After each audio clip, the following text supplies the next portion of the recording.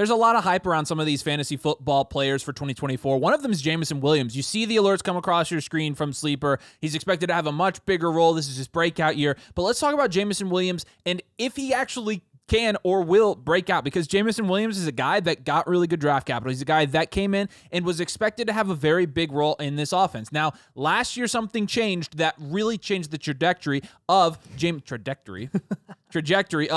Williams' future outlook for the Lions, and that thing is called Sam Laporta. And Sam Laporta came in, took a ton of targets, and Jameson Williams was never going to be a guy that came in and got a ton of targets. But one thing we're forgetting about Jameson Williams is he is only 23 years old, and he did come into the league, and he was injured. Last year, he averaged 6.7 fantasy points per game. He had 41 targets in 12 games. I'll let you do the math. That's a little more than 3 targets a game there. He had 354 receiving yards, 14.8 yards per reception, and 2 touchdowns, okay? So when you're looking at his efficiency rate, his opportunity metrics, there's not really anything that stands out here. He was 5th in average target distance, which shouldn't surprise you. Jameson Williams is a guy that's going to stretch the field, that is going to be the over-the-top deep threat for the Detroit Lions. And the question really is, can he do that at a high enough rate this year for him to be fantasy relevant, not only fantasy relevant, but even flexible in your fantasy football leagues? No. Not in my opinion, at least. I mean, last year alone, we were talking about how much of an impact Sam Laporta getting drafted had on the other receiving assets in that offense as a rookie tight end. And I remember, I got to give you credit here because you were super high on Laporta as a rookie because of his price, and you said that it was either going to be Sam Laporta or Jameson Williams. One of those guys was going to be decently productive, and the other one wasn't. Wasn't because of Amon-Ra St. Brown. Correct. And what ended up happening is, while many people expected J-Mo to be productive, Sam Laporta had a historic rookie tight end season, and he's now, the tight end one, basically. Right. And for us at this point, I don't understand why we're expecting Jameson Williams to get a huge jump up after we just went through this experiment last year with a rookie tight end, Sam Laporta, who's not a rookie anymore, who has experience in the back of his pocket, who is going into a situation that is just as good as it was previously. Nothing changed other than Josh Reynolds is gone now. So I guess maybe that's a pro for Jameson Williams to get more targets, but how much production does that really mean? Yeah. Not enough for me to be super excited about him in fantasy right now. And especially like when you're looking at his price, he's currently going around other running backs like Ramondre Stevenson, Najee Harris, Jonathan Brooks, Joe Burrow, and Kyler Murray. Rushing upside quarterback Kyler Murray, Rashee Rice, who's probably going to be suspended for a few games, but has a lot less target competition there. Aaron Jones, even Christian Watson. I'm not a big Christian Watson guy. There are so much more targets to go around in Green Bay than there are in Detroit right now. And I know you're going to say, well, Jameson Williams, this is the first time he's going in fully healthy and not having any, off the field issues. This is his third year breakout opportunity. I agree with that. This is the opportunity. This is his chance to shine, and this is really the defining year for Jameson Williams and his career, honestly. But am I willing to bet on a guy who has honestly done nothing? Absolutely nothing yet? Or am I going to do or take a shot on a guy who's shown in flashes like Christian Watson that he can be hyper-productive over a long period of time, and Deontay Johnson, who you know what kind of targets he's going to get. You know what the targets that he always gets. Evan Ingram. Guys, Evan Ingram is always underpriced in fantasy. He's a tight end 8 right now. He was the number 1 target option for Trevor Lawrence last year. The number 1 with Calvin Ridley and Christian Kirk in that offense. These are all just value equivalent guys that are going around J-Mo, where if the price were cheaper for Jameson Williams, maybe I would be in fantasy. But my opinion of the player aside, like it's just about the price, and I'm not willing to take a shot on someone who's so risky at that price. Yeah. If he were cheaper, maybe we would be talking about something else. And I think analytically, like when you're talking about what he's been able to do over his first 2 years in the NFL, guys that put up those numbers, and by those numbers, I mean the wide receiver 154 in PPR leagues in his first year and the wide receiver 82. Historically, those guys don't typically hit their third year. Now, Jameson Williams being that young, Jameson Williams having the injury and the off-the-field issues, Jameson Williams being on an offense where it is extremely high octane, and like you said, you're losing Josh Reynolds there. Josh Reynolds had 78 targets last year, so you do have some targets, but let's remember that more targets doesn't necessarily mean that there's going to be more production for Jameson Williams. Maybe those targets go somewhere else, but the other part to consider here is Jameson Williams isn't really a high target guy.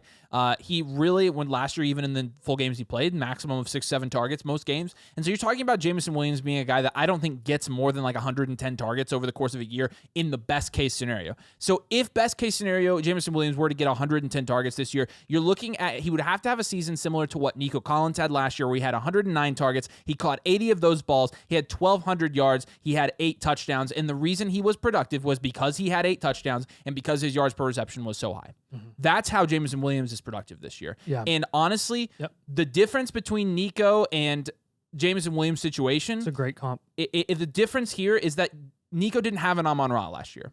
Taking those short to intermediate targets, taking even some of the X targets. I mean, Amon-Ra's gotten better lined up out wide. Now he could do a lot. He's extremely versatile. And so for Jameson Williams, it's not only a matter of, if you usually are betting on one of two things. You're betting on targets or you're betting on touchdowns. And I think with him, you're going to bet on big play and touchdowns.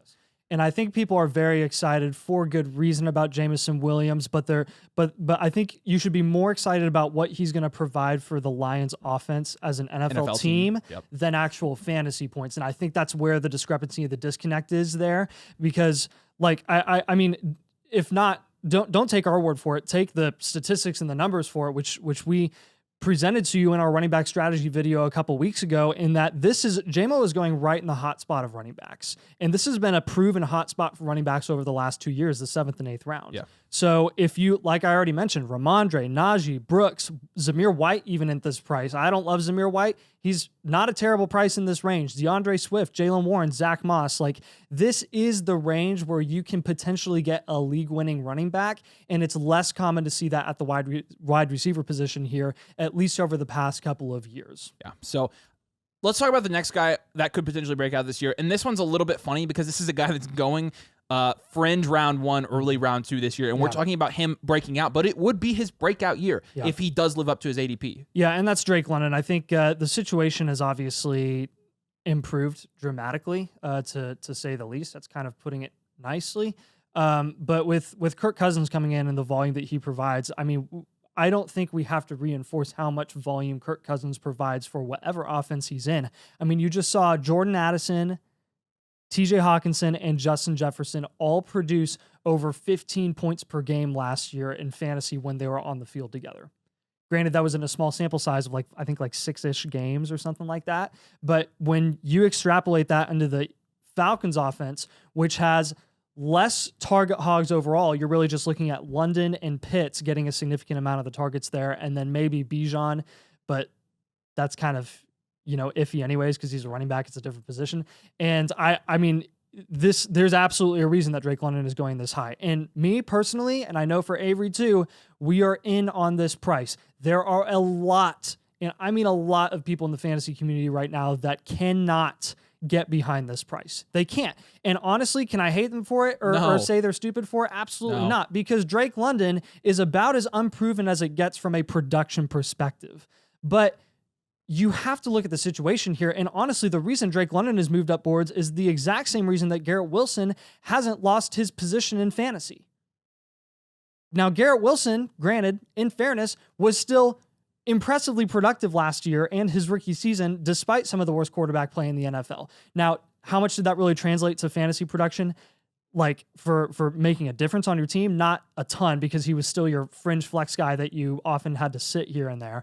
But it was still more production than Drake London was getting. I mean, I remember last year at the beginning of 2023, we were freaking out after the first month of the season, and it was like, is Drake London rosterable? He can't get anything. And obviously he was, and it was just an overreaction from the fantasy community as a whole.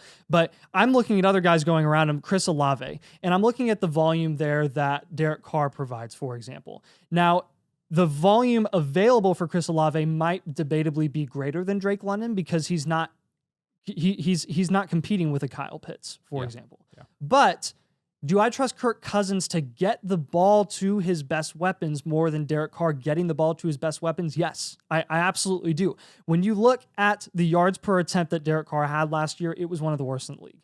Yeah. He literally could not help but check down the ball. They had zero explosiveness in their offense. Zero.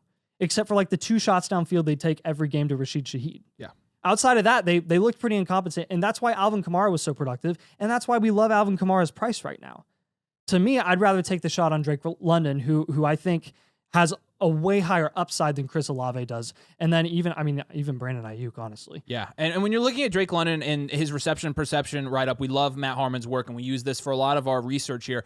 His metrics against some of the different coverage types here in terms of his success rate, they show that he is primed to take the jump into those next tier of success. So we look 68th percentile success against man coverage, 77th percentile against zone coverage, 81st percentile against press coverage, 81st percentile in press coverage for a guy in that situation with those quarterbacks, and for a guy who plays pretty much primarily X receiver, that's really good. And you saw him take some jumps from year 1 to year 2. He is primed to take that jump from year 2 to year 3. And so, yes, Drake London is risky, but he's definitely somebody that I'm going to be getting my hands on at least some shares in fantasy football because of the upside that he possesses. Like, the upside is absolutely undeniable. And the draft capital, the situation, the talent, it should tell you that. And so let's talk next about Khalil Shakir. This is a guy that, I kind of tend to shrug off.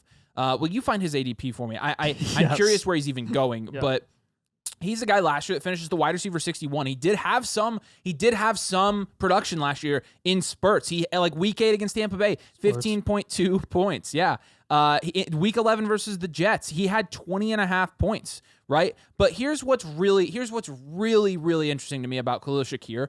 He's a guy that's 6 foot, 190 pounds, and plays primarily slot wide receiver, right? Yes. And so when you're talking about a guy that's playing slot wide receiver who is playing 65, 70, 80% of the snaps near the end of the year, and the most amount of targets he got all season long, including from week 7 on when he was playing 75% or more snaps, was 6 targets in a game. In an offense where Stephon Diggs during that same stretch was historically bad for Stephon Diggs' standard, you also had Dalton Kincaid, who didn't really move into his own consistently until like the playoffs. And so there was so much opportunity for Khalil Shakir as a slot wide receiver in that offense, an offense that needed a slot. Really, they needed somebody to step up when Diggs sucked. And he didn't get more than 6 targets. Targets are earned. Targets are not something that fall into place based on available volume. And so for Khalil Shakir last year to have put up the number of targets he did, when you not only see that they needed it, but also they've moved more towards a run-heavy offense, a run-first offense, similar to the Kansas City Chiefs. The Buffalo Bills are not dead. I want to emphasize that as well. I don't think they're dead at all. I just think they're shifting. It's weird. We shifted towards this pass-heavy, pass all the time, pass 60 times a game offense, and now we're slowly gravitating back towards the ground and pound. You win by running the football game. Like the NFL is kind of this pendulum that swings. And so now you see the Buffalo Bills swinging back on that pendulum. And yes, there is definitely need for a good slot wide receiver. I wouldn't say he's the best slot wide receiver in Buffalo. I would say that title belongs to Dalton Kincaid. I think Dalton Kincaid is a better slot weapon. I think he's more versatile than Khalil Shakir. And I think you know what you're getting from Shakir when you're taking him in your fantasy drafts, and that's kind of reflected in his price right now. I mean, he's going around Shaheed. He's going around Romeo Doubs. He's going around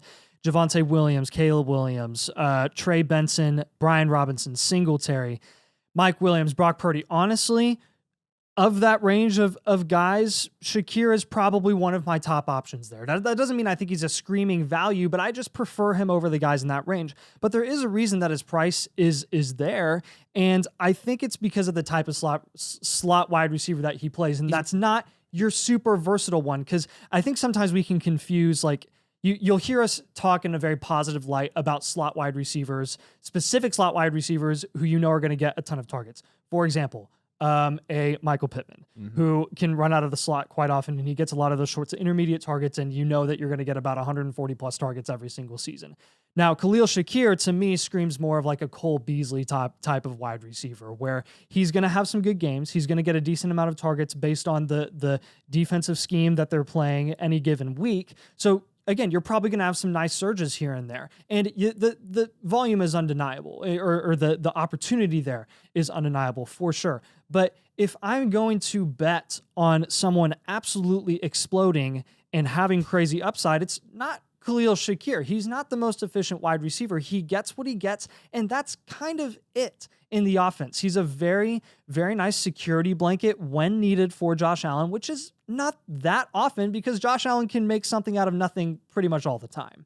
This is you're going to think this is hilarious. It has me laughing as I'm reading this. Yeah. So he's the wide receiver 6 you want in PPR leagues last year, right? He's 13th in the league in slot snaps while being 84th in targets, 87th in targets. Right. He ran an absurd amount of a 69.0% rate in the slot. Because he's not a super versatile slot wide receiver. Gosh, so when you're drafting drafting Khalil, nice.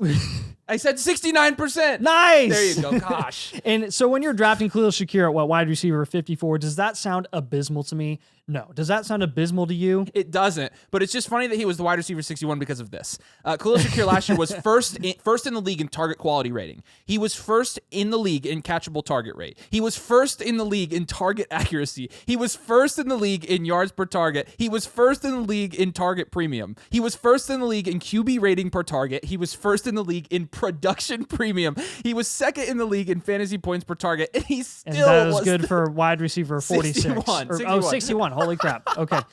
So it was just funny reading down and seeing all the ones. I was like, jeez. Okay, that's actually nuts. It's funny. Talk about a exclusive slot wide receiver. It says Khalil Shakir. Yeah. I know for a fact that Josh Allen does not love checking down the ball every single day. If Khalil Shakir was playing with Derek Carr, I'd be eating him up at price all day here. Good point. Like seriously, that I'm not kidding. But again, what upside are you drafting Khalil Shakir with here? Probably no higher than a high-end wide receiver 3. Yeah. So he's not going to win you a league, I don't think, at this price. Let's talk about the safe though highest drafted Titans running back right now in fantasy football drafts, and that's Tyjae Spears. Ah, yes, Tyjae Spears. Look, I'm going to be honest here. I don't really have.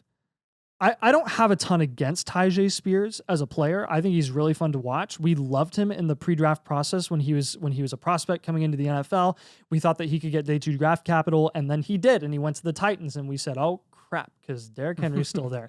He was actually still decently productive for a running back backing up Derrick Henry. Yeah. But again, Tyjae Spears is kind of the definition of a less is more sort of guy who really needs to be handcuffed with another guy who honestly probably needs to get more carries and more opportunities, and that is Tony Pollard. Yes. Like, why take a shot on Tyjae Spears when you can get, in my opinion, the better, more proven running back in Tony Pollard, who's going at pretty much the same price?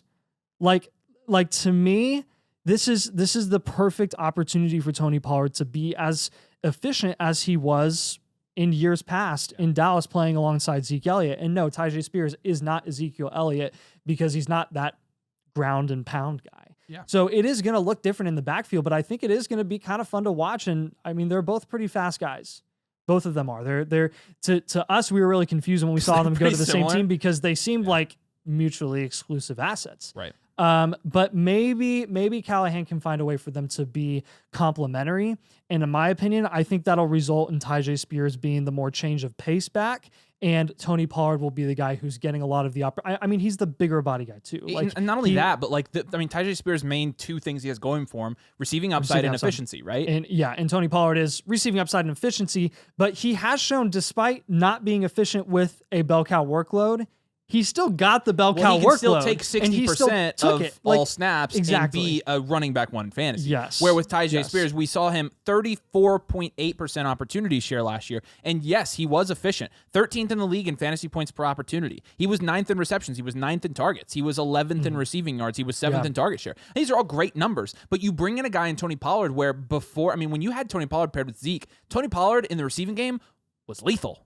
I'm talking lethal. So it's all going to depend on who they give who's going to be on the field for 3rd down. There's more unknown with Tyjae Spears just because, again, we have less of a sample size. We know less. And Tony Pollard isn't old enough where we're worried about the age cliff because, again, with the exception of 2023, he was always in a committee backfield, meaning that he doesn't have a lot of wear and tear. Right. Really at all. So I'm not worried about him being significantly older than Tyjae Spears. There's really not that much of a gap, in my opinion. So just take the proven player. It's just interesting to me that there's a gap, and the gap is that Tyjae is going higher than Tony Pollard in fantasy because Tyjae Spears... It kind of depends. They're going in the same tier, so you'll see it fluctuate here and there. I mean, because I'm taking Tony Pollard. 100%. So, yes. So I don't know. To let us know, who do you think the number 1 fantasy running back is going to be this year in Tennessee? Honestly, it's the Titans, so they'll probably screw it up somehow. But let's talk about Kendre Miller. Kendre Miller is a guy that was drafted last year to the Saints, and as soon as everybody heard about Alvin Kamara beating the crap out of that guy, everybody's like, oh, Kendre Miller, this is his year.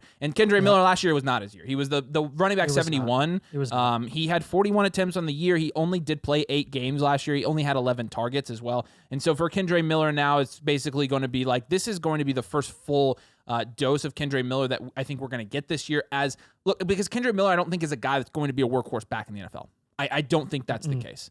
What? This is a fun game to play, though. Can I play a game? Play a game. Because Kendre Miller's price, when I look at the running backs going around his price, I think everyone in fantasy right now is faced with the same dilemma. And that is, which running back 2 are you going to take a shot on? Would you rather have Jerome Ford or take a shot on Kendre Miller? Kendre Miller, probably. Okay. I think Kendre Miller's better back. Yeah, me too. Charbonnet or Kendre Miller? Tie. A tie. Okay. Yeah. Rico Dowdle, get Kendre Miller. Yeah. Marshawn Lloyd or Kendre Miller? Probably Lloyd because of the receiving upside, but Ty Chandler, Kendre Miller. Jalen Wright, Kendre Miller. Algier, Kendre Miller. Ray Davis. Kendre Miller. Okay, so I think that right there is kind of just our shot called outside of the analysis, because honestly, there's not much analysis you can make on all of these running back 2s going in this range. It's just which one do you think has a better avenue to get opportunity? And to us, I think it's the guy who's backing up a running back in Alvin Kamara, who we love, but is not going to be taking he's not going to be taking all the carries in New Orleans offense, and he never has. And when you look at history with Kamara, you saw Mark Ingram be productive there. Yeah. Pretty decently productive, with Alvin Kamara being one of the best running backs in the NFL. Kamara's a perfect back to have another productive back. Yeah, he really He's perfect. is. And Kendre Miller, I don't think they're worried about Jamal Williams this year. I think they spent a 3rd rounder on Kendre Miller for a reason. Yeah. That was just classic New Orleans wasting money. It was. Jamal Williams. Yeah. What the fuck? I think he's a really good breakout candidate for this year. And in that range, like you mentioned, you're taking him over almost all of those guys, right? Yeah. Yeah. So, all right, last on this list is going to be Ryan Bread's favorite person of all time because he went to Minnesota, Rashod Bateman. Oh, boy. Rashod Bateman, I could not be more excited about Rashod Bateman this year at wide receiver 73. Going at price around Adam Thielen, Roman Wilson, Darnell Mooney, Troy Franklin, the guy who's going to be the next Puka Nacua, apparently. Malachi Corley. My goodness. Not going to lie, I'd rather have Corley. Not going to lie, I'd rather have Troy Franklin. I'd rather... I mean, look, it's Troy Franklin. Well, at least he's like a new dart throw than a guy who's been... PPR finished wide receiver 69 his first year. Nice. Wide receiver 112, a wide receiver 85. Oh, so he hasn't posted higher than wide receiver 69 over his first 3 years in the NFL, which is not nice. No, that's not nice at all. No. The one thing that Bateman has going for him is Odell Beckham is no longer there, who took a decent amount of targets last year, and really the only wide receiver available in that offense outside of Mark Andrews is Zay Flowers, and we're expecting pretty decent production from Zay Flowers this year. I think one thing that we've learned from the Lamar Jackson passing offense experiment over the last 6 years is that it really is difficult for anyone outside of those top 2 options to be consistently productive. And if you're going to take a shot on a wide receiver in this range, again, wide receiver 73 prices, it's dart throws at this point as it is. So if Mark Andrews goes down, for example, this year, maybe you have a handcuff in Rashod Bateman and maybe he ends up going off because, again, maybe Andrews goes down. Maybe Flowers goes down, or maybe he just breaks out and he's some amazing elite wide receiver like we never expected. But to me, there's a closer avenue for Malachi Corley to be immediately productive than there is for Rashod Bateman because of Rodgers, and he's, in our opinion, the second option there right out the gate. And here's the thing, even when comparing Corley and Bateman, I'll take a shot on Corley because I know what Bateman is, because it says it right here. Bateman's a guy that was 8.6 points per game in his rookie year, and everybody's like, okay, this guy's got the potential to be pretty good. He definitely had flashes in 12 games. Yeah. He had 8.9 points per game in 2022. It's like, okay, he didn't really take the step up. He lost a lot of value. And injury. And last year he played in 16 games, and he averaged 4.8 fantasy points per game. Complete non-factor. Complete non-factor. I don't think I don't think it's really baked into his ADP that people expect this, but I just don't think that it's reasonable to assume that Rashod Bateman is going to somehow break out this year. Yeah. I don't think it's happening. And maybe nobody's treating it like that, but I definitely was scrolling down the list and was like, there are people that think Rashod Bateman is going to take a step up. And honestly, if Zay Flowers takes the step up, we expect him to, because I would easily bet on Zay Flowers 100%. Taking the next step to an elite wide receiver than I would before Bateman becoming even a startable, like a wide receiver 3. Exactly. Wide receiver and 3. then Mark Andrews last year playing hurt some of the year, he really could have had a better year. Yeah. He really could take a step forward again this year. Even with Andrews being hurt last year, he was not productive. I think you're going to have highly concentrated targets there in Baltimore. Yeah. In an offense where they're going to be running the ball a lot. You've got not only Lamar Jackson, the most rushing quarterback in the league, you've got Derrick Henry there now, who is just a bulldozer on the ground. Yeah, so you're right. The range that Rashod Bateman is going at right now isn't anything astronomically horrible or terrible or anything like that. This is just the range where you take shots on rookies at the end of your draft. I'd much rather, because again, when you look back historically at like these later rounds in the drafts, the ones that hit are rookie wide receivers. Those are the ones that like are league winners. Yep. Usually when you're drafting these veterans like this, and veteran, like, he's played 3 years, he's not a rookie is what I mean. When you're drafting players like this where you already know who they are, you're drafting them in the later rounds of your fantasy drafts, they're usually like, yeah, they hit and they averaged me 6-7 points a game, or they didn't hit. With a rookie, it's like, okay, the rookie didn't hit, or boom, I just hit on a rookie. I just hit on Rashee Rice. I just hit on Puka Nacua, right? I just hit on Jaden Reed, all guys that were going past the 10th round last year. So I think in this range, I'd just rather take a rookie, like you said. Yes, so, agreed. All right, those are some guys that could break out. Do us a huge favor. If you play fantasy football, make sure you drop a like on this video and make sure you are subscribed. We play fantasy football, and we're also dedicated to bringing you very good fantasy football content. So, like I said, drop a like and subscribe. Very good. That's what our bio should say. It should be very good fantasy football. Very good. Very nice fantasy football. Nice. So very nicely. Yes, very, very, very nicely fantasy football. All right, I'll shut up. Appreciate it. See ya.